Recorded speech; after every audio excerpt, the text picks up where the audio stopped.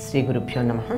తన ఎరిగిన అర్థంబురుడనగా ఇది ఎట్లు సెప్పుమని అడిగిన చెప్పని వాడును సత్యము చెప్పని వాడును ఘోర నరక పంకమునబడున్.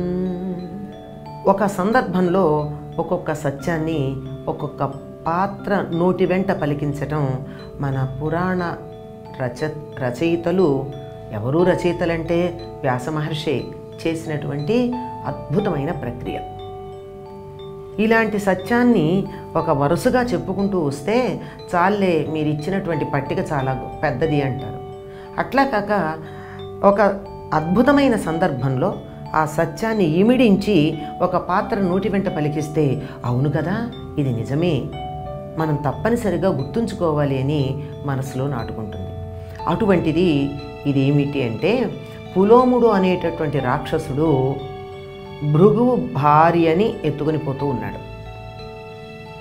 ఎత్తుకుని పోతూ ఉంటే ఈ ఎవరి భార్య అని అడిగాడు అగ్నిదేవుణ్ణి. అగ్ని ఈయన చెప్పాడు భృగు మహర్షి యొక్క భార్య అని. సరే, ఆయన అక్కడ లేనప్పుడు తీసుకుని వెళ్ళిపోయాడు. ఆ కడుపులో ఉన్నటువంటి చ్యవనుడు కడుపులో నుంచి బయటకు వచ్చి ఆ రాక్షసుడిని చూసి దహించాడు. ఇదంతా కథ జరిగిపోయింది. ఆ సందర్భంలో భృగువు అగ్నిని నిందించాడు. ఎందుకు చెప్పావయ్యా, ఆవిడెవరు అంటే భృగుపత్ని అని చెప్పడం వల్ల కదా అతడు ఆశ్రమం దాకా వచ్చి పట్టుకుని వెళ్ళడం వీలయ్యింది, కనుక నువ్వు సర్వభక్షకుడు అయిపోతావు అని శపించాడు భృగు మహర్షి. అలా భృగు మహర్షి శాపం పొందినటువంటి అగ్నిదేవుడు తాను ఎందుకు సత్యం చెప్పాడో చెప్తున్నాడు.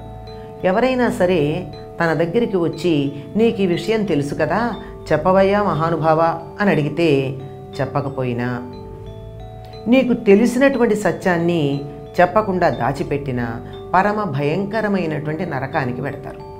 నేను ఆ నరకాన్ని నుంచి తప్పించుకోవటం కోసం అని చెప్పి అడిగితే సత్యం చెప్పాను. సత్యం చెబితే ఆ పులోమ తన పాతివ్రత్యంతో అతన్ని దహించి ఉండొచ్చు. అంతటి అవసరం రాకుండానే పులోమ గర్భంలో ఉన్నటువంటి చవనుడే ఆ పని చేశాడు. సత్యం చెప్పకపోతే ఆ దోషం నాదయ్యేది కదా. నా దోషాన్ని నేను పరిహరించుకోవడం కోసం, నేను తప్పు చేయకుండా ఉండడం కోసం సత్యం చెప్పవలసినటువంటి పరిస్థితి వచ్చింది అని అగ్ని చెబుతూ ఎందుకు అది దోషం అవుతుందో చెప్పకపోతే చెప్పాడు. ఎవరినైనా సరే వచ్చి నీకు ఈ సంగతి తెలుసు కదా, నాకు చెప్పవయ్యా అంటే చెప్పాలట. చెప్పకపోతే ఏమిటిట అంటే, తెలిసి చెప్పకపోతే విషముష్టి చెట్టు అయిపోతారు అని మనకి లోకంలో ఒక సామెత ఉంది.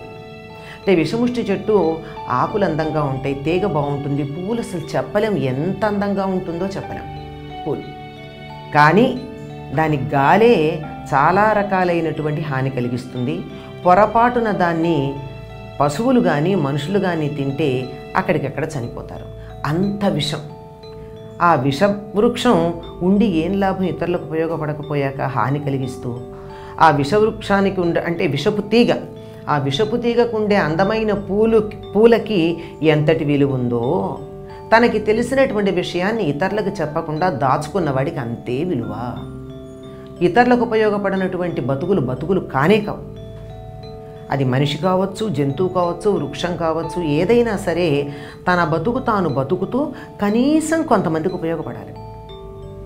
అలాంటి ఉపయోగం లేనప్పుడు ఆ వాడు రాక్షసుల కన్నా అంతకన్నా అధమమైనటువంటి తెగకి చెందినవారు. రాక్షసులు కూడా వాళ్ళకి, వాళ్ళ కుటుంబ సభ్యులకి, వాళ్ళ జాతికి, మరి కొంతమందికి ఉపయోగపడేవాళ్ళే. అలా లేనప్పుడు పరమ నీచ స్థాయిగా పరిగణించబడతారు. చనిపోయిన తర్వాత భయంకరమైనటువంటి నరకంలో వాళ్ళు దూరిపోవడం జరుగుతుంది. అంతేకాక తెలిసిన సత్యం చెప్పకుండా దాచిన అంతే. ఇప్పుడు అడుగుతున్నారు, నన్ను అడగల, ఒక నలుగురు ఉన్నారు. నలుగురుంటే ఇటెవరైనా వెళ్ళారా, మీలో ఎవరైనా చూశారా అంటే ప్రత్యేకంగా నేను చూడలేదు గనక నేనెందుకు చెప్పాలి అని నోరు మూసు కూర్చుంటే అది కూడా అసత్యమాడినటువంటి ఫలితాన్ని ఇచ్చి నరకంలో పడవేస్తుంది. మరి అటువంటిది నన్ను పేరు పెట్టి పిలిచి ఏమయ్యా ఈవిడ ఎవరు అంటే ఆవిడెవరో నాకు తెలియదని ఎలా చెప్తాను? భృగు పత్ని అని చెప్పాల్సి వచ్చింది. ఒకవేళ చెప్పకపోతే ఆవిడకి వివాహితురాలు అవునో కాదో తెలియకుండా అప్పటికప్పుడే తీసుకెళ్ళిపోయేవాడేమో. కన్యగదా తీసుకెళ్ళానని తాను సమర్థించుకునేవాడేమో. భృగు మహర్షి భార్య అంటే భయపడి ఆగవచ్చు కూడాను. ఇవన్నీ తర్వాత మాటలు.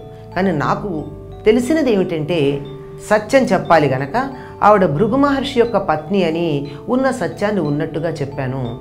అడిగినప్పుడు సత్యం చెప్పకపోయినా దాచిపెట్టినా నరకానికి వెడతారు. నువ్వు నన్ను శపించావనుకో, ఆ శపించిన పాపం నీదే, శాపం అనుభవిస్తాను, శాప ఫలాన్ని అనుభవిస్తాను, నరకానికి మాత్రం వెళ్ళను కదా అని సంతోషంగా చెప్పాడు అగ్నిభట్టారకుడు. అంటే సత్యం పలకడం అన్నది ఎంత ప్రధానమైనటువంటి విషయమో, తనకి కష్టం వచ్చినా సత్యాన్నే చెప్పాలి అనేటటువంటి గొప్ప సత్యాన్ని, ఒక ధర్మాన్ని, సనాతన ధర్మంలో ఉన్న ప్రధానమైనటువంటి అంశాన్ని ఈ ఘట్టంలో మనకి తెలియచెప్పడం జరిగింది. స్వస్తి.